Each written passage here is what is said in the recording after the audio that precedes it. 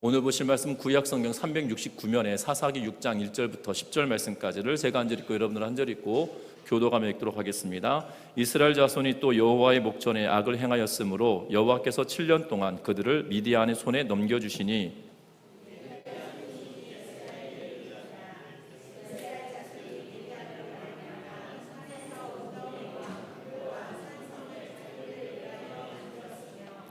이스라엘이 파종한 때며 미디안과 아말렉과 동방 사람들이 치러 올라와서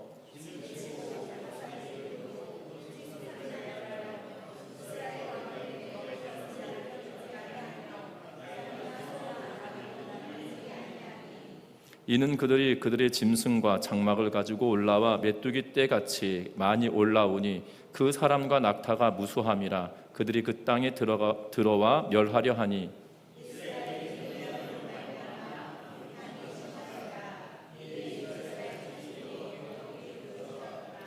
이스라엘 자손이 미디안으로 말미암아 여호와께 부르짖었으므로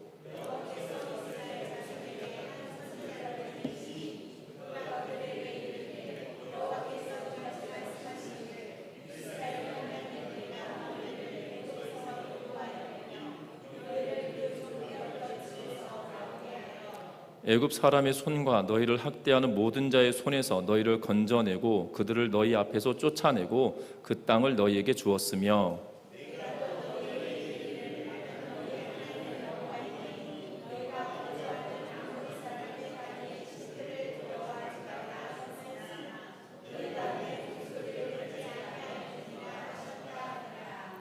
아멘. 우리 서로 인사 나누고 말씀 나눕니다. 사랑하고 축복합니다. 오늘은 종료주일로 지키는데요. 종료주일이 어떤 주일이냐면 예수님께서 십자가의 죽음을 위해서 예루살렘으로 마지막 입성하셨던 날을 기념하는 그러한 날입니다. 특별히 이 날은 예수님께서 예루살렘으로 입성하실 때에 이 예루살렘 성에 있던 수많은 사람들이 종려나무 가지를 가지고 흔들고 그들의 겉옷을 또는 그러한 종려나무를 바닥에 깔아서 예수님께서 입성하는 것을 환영하고 환호하였던 일로부터 시작된 절기입니다. 예수님께서 이날 나귀를 타시고 예루살렘에 입성하셨는데요. 특별히 이날은 이 종려나무 흔들면서 호산나 다윗의 자손이여 우리를 구원하소서라고 외쳤던 그러한 백성들의 그러한 이야기로 인하여서 시작된 절기입니다. 절기라기보다 날인 거죠. 그날을 기념하는 건데요. 왜 우리가 종료주일을 기념하며 지키냐면 종료주일이 예수님의 고난의 마지막 그 고난 한 주간을 시작하는 시작점이기 때문입니다. 그래서 종료주일이라고 해서 특별하게 절기처럼 지키는 것이 아니라 내일부터 예수님의 고난의 마지막 한 주간이다 라는 것을 우리에게 상기시켜주는 그러한 날이기 때문에 우리는 이 날을 두고 종료주일이라고 지킵니다. 특별히 이 종료주일에 대해서 가장 오래된 기록은 언제 등장하냐면 이 385년경에 에게리아라고 하는 순례집에서 등장을 하는데 동로마 제국에서는 동로마교에 속하였던 예루살렘 교회에서는 축하의 의미로 종려 행렬에 참여했다라면 이 소로마 제국은 축하하는 분위기 대신에 애도하는 성격을 띄었다라고 이야기합니다. 이 동로마 제국은 지금으로 말하면 동방 종교회라고 표현할 수 있을 거고요. 이 서로마 제국은 이 서방 종교가 지금 로마 카톨릭이다라고 생각하시면 될 것 같아요. 그런데 이 동방 종교회로 나눠지고 서방 종교회로 나눠진 것이 300년 때는 아니지만 그때부터 시작되었던 것이 나누어지면서 동방 종교에 있어서는 축하의 의미로, 서방 쪽에서는 애도의 의미로 새겨지다가 어느덧 이것이 동방 종교의 영향을 이 서방 종교에까지 다 받게 되어지는 것을 보게 되어집니다. 그래서 6세기경의 스페인의 의식서를 보면 이 동방 종교로부터 영향을 받은 그러한 풍습들이 있었고, 또한 중세 교회에서는 어떤 일이 있었냐면 예배를 드리고 성도들이 이쪽 교회에서 다른 동네 교회까지 이렇게 행진을 하면서 예수님께서 우리를 위해서 이 땅에 오셨다라고 하면서 호산나 노래를 부르며 행진을 하였던 그러한 기록들도 있는 것을 보게 됩니다. 어찌되었든 이날은 이 종료주일은 예수님의 이 순환절, 다시 말하면 예수님께서 십자가에 못 박혀 죽게 되시는 5일, 이 금요일이 되긴 금요일이 되는 첫 번째 주일부터 시작하여서 종료주일이라고 하고 순환의 길을 걸어가셨던 그 과정들을 되새기는 그러한 첫날이라고 하는 것을 기억하고 종료주일을 지켜 주셨으면 좋겠습니다. 특별히 우리 합동교단은 대한예수교장로회 합동교단은 이 사순절 절기를 지키지는 않습니다. 사순절이라고 한 절기들은 알고는 있지만 절기를 지키지 않는데요. 그 이유는 칼빈의 전통으로부터 시작하였기 때문이죠. 칼빈의 전통은 사순절에 대하여 뭐라고 이야기하냐면 예수님께서 우리를 구원시키셨던 그 사건들을 이야기하면서 사순절이 이 로마 카톨릭으로부터 들어왔었는데요. 그러니까는 부활절로부터 시작하여서 40일 전부터 예수님의 부활을 준비하는 그러한 기간으로 섬기면서 이 절기를 지켜가는데 이 칼빈은 뭐라고 이야기하고 있냐면 이 사순절 기간이 오류가 생길 수 있다라고 이야기하죠. 그 이유를 다른 것이 아니라 미신화시키기 때문이다라고 이야기하며 칼빈은 이 사순절 절기를 주의하라라고 말하고 있는 것을 보게 됩니다. 그래서 저희 합동총회에서는 84회기 총회, 그러니까 1999년에 열렸던 84회기 총회에서 사순절 절기를 공식적으로 지키지 않는 걸로 결의를 했던 그러한 역사적인 사건도 있습니다. 그래서 우리 교회에서는 계속 제가 사순절 절기를 지킨다고 이야기하지 않는 이유는 그러한 이 교회 전통이 있기 때문이라는 거고, 사순절 절기의 이 오류에 빠지지 않도록 우리가 마음으로 섬기는 것이지 우리가 미신의 행위에 빠지지 않도록 주의해야 된다는 점을 기억하셨으면 좋겠습니다. 왜 미신의 행위라고 이야기하냐면 이 사순절 절기에 어떤 분들은 40일 동안 금식을 하시는 분들도 계시고, 또 40일 동안 새벽 제단을 쌓는다든지 밤에 기도회를 쌓는다든지 본인의 이 공덕을 쌓아가는 것들을 보게 되죠. 그런데 시작점은 하나님의 은혜를 기억해서 시작했던 것들이 어느덧 자신의 개인의 공덕으로 미화되고 바뀌어지고 변질되어지는 그러한 일들이 너무나도 많았기 때문에 1999년 84기 총회에서 이 결의를 통해서 중단하게 하였던 것들을 보게 된다는 거죠. 그래서 사순절 절기 동안 내가 신앙에 다시금 변혁을 일으키고자 원한다라면 내 마음으로부터 시작하여서 예수 그리스도의 십자가의 고난을 기억해내는 것, 그것이다라면 가능하지만 이것이 더 과해져서 내가 사순절 기간 동안에 내가 40일 금식을 했어, 이렇게 공덕을 쌓는 의미로 한다라면 의미가 없어질 수도 있다는 것을 기억하면서 예수 그리스도의 이 고난에 동참하며 이번 한 주간 동안은 살아내는 은혜가 있으시기를 주의 이름으로 부탁드립니다. 과거에는 금요일이면 하루 세 끼를 금식하자 이러면서 했던 일들도 있는데요. 여러분들 이 한 주간 동안에 금식하고 싶으신 분은 금식하시고, 또 어떤 분들은 육류를 끊겠다라고 하시는 분들도 계시고 하는데요. 하여튼간에 예수 그리스도의 고난에 내가 동참하는 방식이 있다라면 내가 제일 좋아하고 나의 육적인 쾌락을 쫓아가는 것을 끊어낼 수 있는 그러한 한 주간 되시기를 주의 이름으로 부탁드립니다.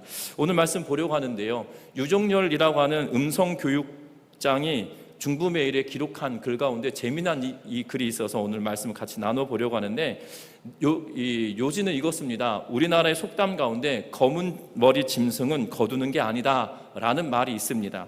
또한 속담 가운데 물에 빠진 사람을 건져냈더니 뭐 달라고 이야기한다고요? 보따리 달라고 말한다 라고 하는 그러한 속담이 있다고 합니다.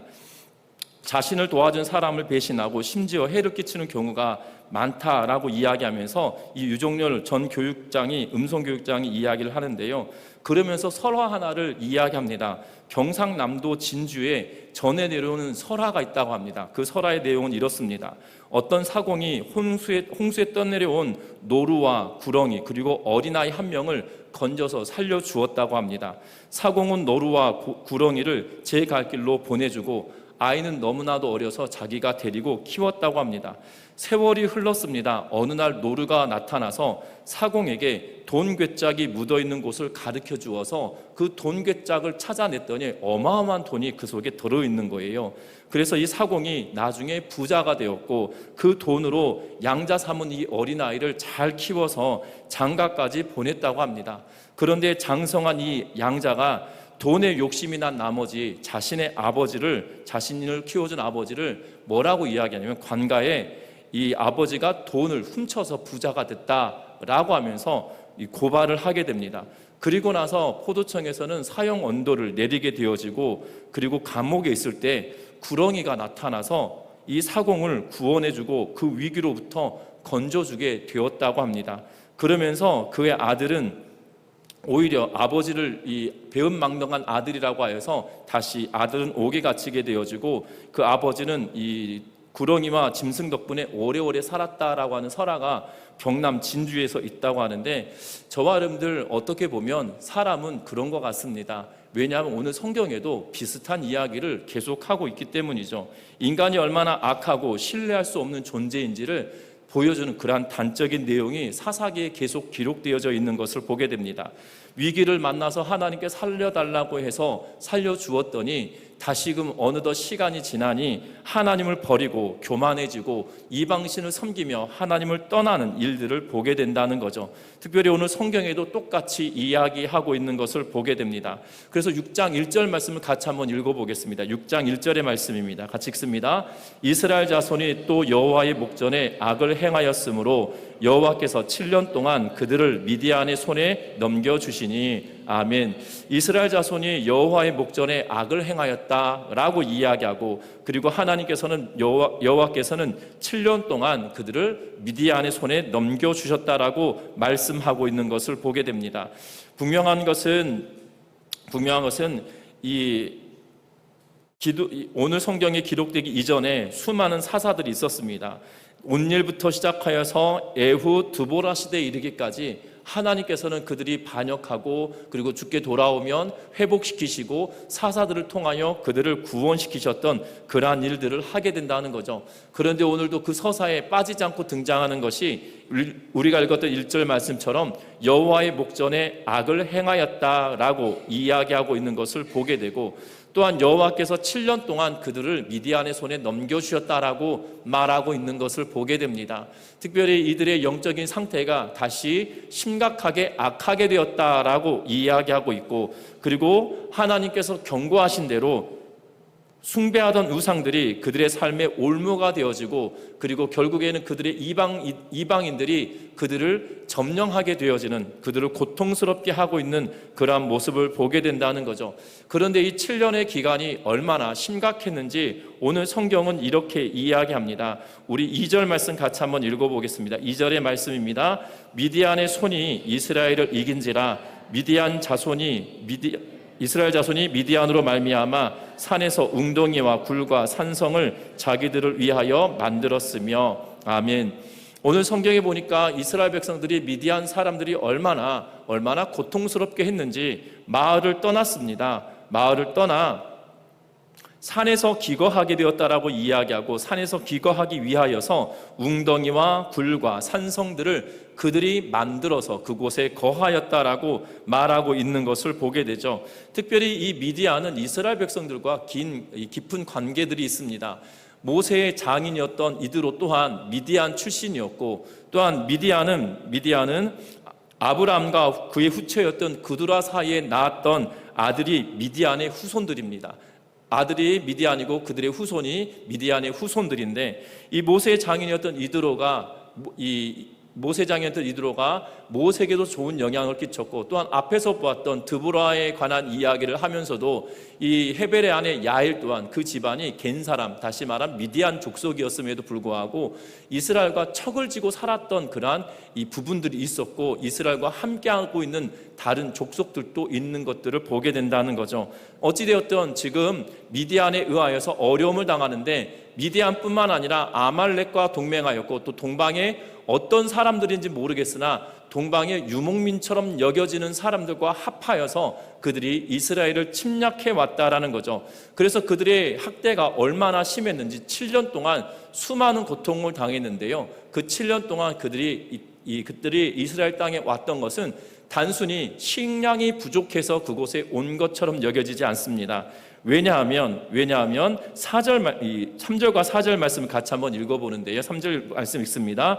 이스라엘이 파종한 때면 미디안과 아말렉과 동방 사람들이 치러 올라와서 진을 치고 가사에 이르도록 토지 소산을 멸하며 이스라엘 가운데서 먹을 것을 남겨두지 아니하며 양이나 소나 나귀도 남기지 아니하니. 아멘. 뭐라고 이야기하니까 3절에 보면 여러분들 이 식량이 부족해서 식량을 노력하려고 왔다라면 언제 오는 게 마땅합니까? 추수기에 와야 되는 거잖아요. 그런데 지금 언제 왔다고 이야기하고 있나요? 파종 시기에 왔다고 이야기합니다. 파종 시기라고 하는 것은 씨앗을 뿌린 때를 두고 파종이라고 하잖아요.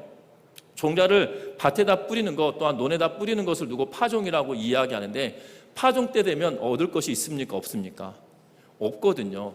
그래서 우리도 이 그런 말씀들을 하잖아요. 가을 거지를 끝내고 봄에 보리를 거두기 전에 식량이 떨어진 그 기간을 두고 우리 뭐라고 부릅니까? 보릿고개다라고 이야기하잖아요. 그러니까는 이 보릿고개가 이 보리를 추수하기 전에 파종해 놓고 보리를 추수하기 전의 상황인데, 그래서 다음 이 지난해 곡식을 다 먹을 수 지난해 곡식으로 연명할 수 없는 그러한 상태를 두고 보릿고개라고 하는데, 어찌 보면 파종 시기에 왔다는 것은 지난해 거두어 들였던 식량이 거의 끝나갈 때쯤이거든요. 그리고 다 이듬해 곡식들을 거두어내기가 참 어려운 그러한 시기에 올라왔다는 겁니다. 뿐만 아니라 4절에 보면 토지의 소산을 멸하였다. 토지에서 나오는 그러한 이 생산되어지는 산물들을 다 멸하기 위하여 올라온 것이 그들의 목적이었다는 거예요. 식량을 취하거나 식량을 얻어가기 위하여서 전쟁을 한 것이 아니라 그냥 못 살게 굴기 위하여서 올라왔다는 거죠. 왜 그렇습니까? 그 이유는 다른 것이 아니라 하나님을 배반한, 하나님을 멀리하고 이방신을 쫓아 살아갔던 그들의 죄악의 결과가 그들로 하여금 어려움이 있게 하였고, 하나님께로부터 돌아섬으로 말미암아 하나님도 그들에게 돌아서셔서 그들에게 이러한 어려움을 주셨다라고 말하고 있는 것을 보게 됩니다. 여러분들, 그런데 이 7년의 기간이 얼마나 고달팠는지 뭐라고 이야기하고 있냐면 8절 말씀에 보면 6절 말씀에 보면 미디안으로 말미암아 궁핍함이 심한지라라고 이야기하면서 그들의 궁핍함이 너무나도 심한 상황이 되었다는 거예요. 1년 동안 농사 지었는데 흉년이 들면 1년 동안 쉽지 않은 삶입니다. 그 이듬해는 참으로 힘들 거예요. 흉년만 3년 이상 들어도 힘든 시기를 우리가 겪어내게 되는데, 흉년이 아니라 아예 파종도 못하고 거둬들이는 것도 없는 그러한 상황이 7년 동안 되었기 때문에 이스라엘의 배고픔과 궁핍함은 정말 극에 달했다라고 말할 수 있을 겁니다. 어찌 보면 사장이 기록하고 있는 이 하솔왕 야빈의 군대가 철병거 900대를 가지고 20년 동안 이스라엘 백성들을 학대했다라고 이야기하는데, 그 철병거를 가지고 20년 동안 고통받게 했던 것보다 이 7년의 기간이 훨씬 어려웠을 수도 있다라는 사실이죠. 왜냐하면 이스라엘 백성들이 하솔왕 야빈에 의하여서 가나안 야빈에 의하여서 20년 동안 고통당하고, 20년 동안 고통당하고 나서야 뭐 했습니까? 하나님을 찾았거든요.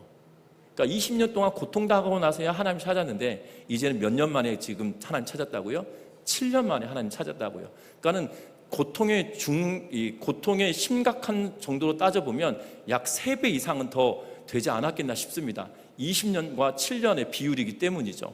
분명한 것은 어마어마한 고통이 그들에게 임하였음을 보게 된다는 겁니다. 이 고통 이후에 이스라엘은 또 어떻게 합니까? 6절과 7절에 보니까 여호와께 부르짖었더라, 여호와께 부르짖었으므로 라고 말하고 있는 것을 보게 되죠. 마침내 하나님을 찾습니다. 미디안의 지배와 약탈이 7년 동안 계속되어지고 나서야, 궁핍함이 심해지고 나서야 그때야 비로소 하나님을 찾았다라고 성경은 이야기합니다.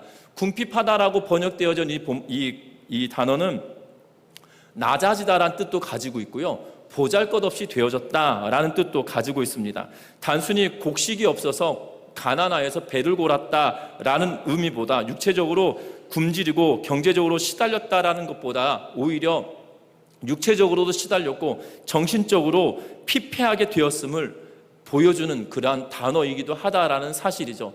결국 배도 골았을 뿐만 아니라 정신적으로 피폐해져서 낮아져 버리고, 또한 보잘것없는 존재로 전락되어져 버리는 그러한 모습을 보게 됩니다. 그러면서 미디안으로 인하여서 부르짖는데, 한 번 부르짖었다라고 표현하고 있는 것이 아니라 2절에 걸쳐서 부르짖었으므로 부르짖었다라고 기록하고 있는 것을 보게 되죠.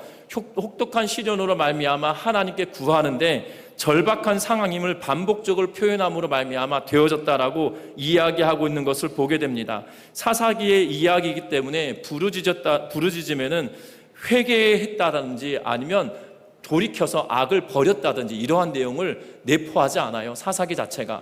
분명한 것은 이스라엘 백성들이 이제 하나님을 찾게 되었다라고 하는, 이제 하나님을 알았습니다, 하나님께로 돌아가겠습니다라고 하는 그 시점을 이야기하고 있다라는 사실입니다. 분명한 것은 오늘 본문을 통해서 보면 일반적인 사사 시대처럼 보면 하나님께서 이 하나님을 배반한 이스라엘 백성들에게 고난을 주시고 이 고난으로 말미암아 하나님을 찾고 사사가 등장하는 그러한 사이클이었다라면, 오늘 성경에 유일하게 독특한 점을 이야기하고 있는 것을 보게 되죠. 하나님은 애굽의 바로 아래 있었던 그들을 구원하셨다라고 이야기하며, 오늘 성경에 보면 8절 말씀에 이렇게 기록합니다. 8절 말씀 한번 보겠습니다. 여호와께서 이스라엘 자손에게 한 선지자를 보내시며 그가 그들에게 이르되, 여호와께서 이같이 말씀하시기를 이스라엘 하나님 내가 너희를 애굽에서 인도하여 내며 너희를 종되었던 집에서 나오게 하여. 아멘. 오늘 성경의 말씀에 보니까 한 선지자를 세워두고 계시는 것을 보게 되죠.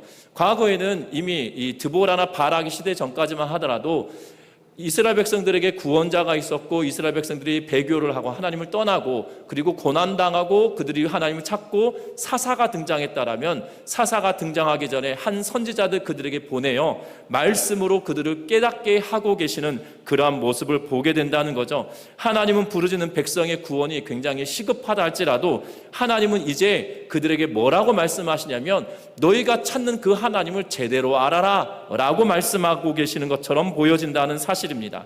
이스라엘의 부르짖음에 하나님께서 응답하시는데, 그 응답의 방식을 사사로 시작하시는 것이 아니라 한 선지자를 통하여 그들의 역사를 다시 한번 거론하시며 애굽에서 종되었던 너희를 구원하신 하나님에 대하여 이야기하고 있고, 애굽 사람들의 손에서 학대받았던 너희들을 건져내셨다라고 이야기하면서 너희 앞에서 그들을 쫓아내주셨다라고 이야기하며 그 하나님에 대한 이해를 말하고 있는 것을 보게 된다는 겁니다. 더불어 10절의 말씀에 보면 이렇게 기록합니다. 같이 읽어봅니다. 10절의 말씀입니다.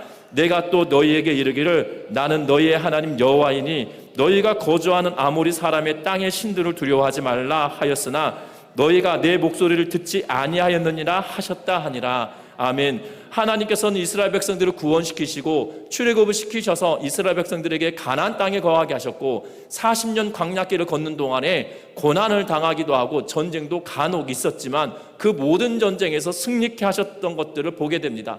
때로는 이 전쟁에서 패할 때도 있었습니다. 하나님이 가지 말라고 했는데도 불구하고 감으로 인하여서 패하게 되었던 사건들을 민수기 14장 이하에 기록해 놓고 있는 것을 보게 되는데, 그것 말고는 이스라엘 백성들이 전쟁을 하였을 때 대부분 승리하게 하셨던 것들을 보게 된다는 거예요. 심지어 가나안 땅에 도착하여서도 여호수아와 더불어 가나안 땅을 정복 전쟁할 때 하나님께서는 천지, 다시 말하면 인간 이 자연 현상들까지도 지구가 돌아가는 것도 멈추시며 해도 그 자리에 멈추게 하고 달도 그 자리에 멈추게 하셔서 지구의 자전과 또한 공전과 또한 달의 공전도 멈추게 하심으로 이스라엘 백성들이 이 싸움에서 승리케 하시는 놀라우신 은혜를 그들에게 보여주셨다는 거고, 그리고 가나안 땅에 들어가서 너희가 지켜야 될 것들이 있는데, 그것이 뭐냐면 아모리 사람의 땅의 신들을 두려워하지 말아라 라고 이야기하며, 그들의 신을 두려워하지 말고 싸워 그들을 정복하고 그리고 그것을 섬기지 말라고 하였음에도 불구하고 지금 너희가 섬기고 있다라고 하면서 하나님의 말씀을 선포하며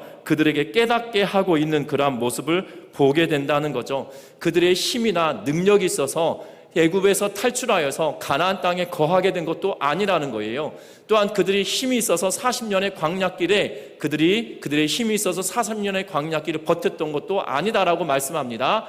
뿐만 아닙니다. 가나안 땅에 들어와서 너희의 힘이나 능력으로 전쟁에 수행하고 승리한 것이 아니었다라고 이야기합니다. 오롯이 하나님이 너희와 함께하였고 내가 너희에게 지키라고 했던 그 말씀을 지키고 살아갈 때 너희에게 허락한 바다라고 하며 말씀하고 계시는 모습을 보게 된다는 겁니다. 그 부르짖음, 하나님께서 이스라엘 백성들의 부르짖음에 하나님이 응답하시며 다시금 하나님이 어떠한 분이신지 그들에게 다시금 되새겨주고 있는 모습을 보게 된다는 거예요. 저와 여러분들의 신앙의 여정도 마찬가지입니다. 우리는 믿음이 좋을 때는 정말 하나님이 내 옆에 계신 것처럼 여겨지지만 믿음이 연약해져 버리면 세상의 것이 나의 주인인 것처럼 살아갈 때가 많고 하나님보다 세상을 더 두려워하며 살아갈 때가 많은 것들을 보게 되죠. 하나님은 이것을 무서워하지 말라고 하고 두려워하지 말라고 함에도 불구하고 우리는 세상과 또한 우리의 환경을 두려워하고 무서워할 때가 있는 것을 보게 됩니다. 아니라는 겁니다. 하나님은 두려워하지 말라고 이야기하시며 말씀을 그들에게 다시금 되새기시며 하나님이 이스라엘 백성들과 더불어 이 어려움의 문제를 해결하실 것에 대하여 말씀해주고 암시하고 있는 모습을 보게 된다는 거예요. 저와 여러분들은 어떠합니까? 신앙생활 해갈 때 나는 나의 신앙생활은 하나님을 떠난 적이 없어 라고 말할 수도 있을 겁니다. 그런데 우리는 주의해야 됩니다. 뭘 주의해야 되냐면 하나님을 떠난 적이 없다라고 여기는 이들도 하나님을 떠나 있는 상태에 있을 수도 있다라는 거죠. 하나님을 떠나 있는 것은 내 삶의 가장 우선순위에 하나님을 두지 않는 것이에요. 그래서 골로새 3장에서 뭐라고 이야기하냐면 탐심은 우상숭배다라고 이야기하고 계시는 것을 보게 됩니다. 저와 여러분들 세상의 것을 두려워하거나 세상의 것이 좋아서 쫓아가는 것이 아니라 하나님을 사모하며 사랑하는 은혜가 있으시기를 주의 이름으로 부탁드립니다.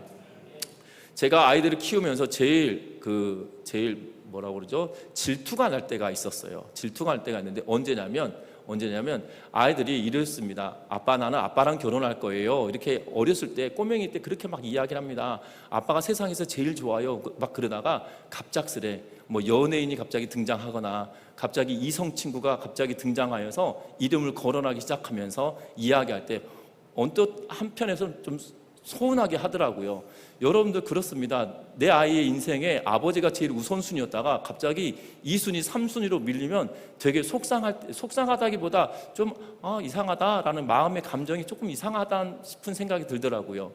그러면서 이런 생각이 듭니까? 아마 저 딸들이 커가지고 신랑감 데려오면 어떻게 할까 싶은 생각이 확 듭니다. 신랑감 데려오면 어떡하나, 어떻게 내주지, 이런 생각이 확 들 때가 있는 거죠. 아마 권사님들도 다 한 번씩은 경험해 보셨을 거 아니겠습니까? 저 도둑놈 같은 애한테 어떻게 내 딸을 맡기지 이러면서 이런 생각이 드시고, 저는 그럴 것 같아요. 부모 마음도 그런데 자녀 딸이 행복해지기를 바라는 마음도 있으면서도 저 남자에게 내 딸을 주면 잘 살까? 이런 두려움도 있는 거 아니겠습니까? 그러면서 되게 막 속상하고 그런 면들이 있을 텐데요. 자녀를 행복하게 해줄 거라고 생각하는 사람을 데려왔는데도 그런데 하나님은 하나님의 백성된 이스라엘 백성들이 행복해지지 않아요. 이스라엘 백성들이 죽음의 뭉터기로 그냥 따라 들어가는 거예요. 그것을 바라보는 그 하나님의 마음이 어떨까 싶습니다. 지금 그것 때문에 하나님은 이스라엘 백성들에게 아모리 신들을 두려워하지 말아라, 그를 따르지 말아라, 너희들의 앞길이 훤하다라고 이야기하며 그 길을 막고 계시는 거거든요. 그런데 이스라엘 백성들은 뭐라고 하냐면 난 그것이 행복해요, 좋아요, 이대로 가면 정말 평생 행복할 것 같아요. 여러분들 그런 일들을 여러분들 눈에 보입니다. 내 자녀가 이 사람을 선택해서 살아가면 평생 고달프다라는 사실이 이미 느껴지잖아요. 안 그러신가 봅니다.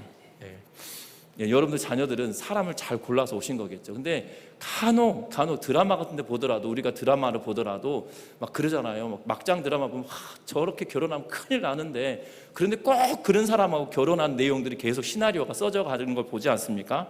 남의 이야기고 드라마 보면서도 무릎을 치면서 저러면 안 되는데 라고 여기시는 분들이, 하나님이 우리를 향한 마음은 그렇지 않다는 거예요. 우리 어떻게 보면 그런 길을 걸어가면서도 하나님 날 도와주십시오라고 말한다면 우습다라는 말이죠. 지금 이스라엘 백성들에게 하나님은 너 그 길로 가면 망한다라고 계속 이야기하고 계심에도 불구하고 그들은 내가 이 길로 가면 행복하다라고 하면서 끊임없이 말하고 있는 상태가 되어졌다는 거예요.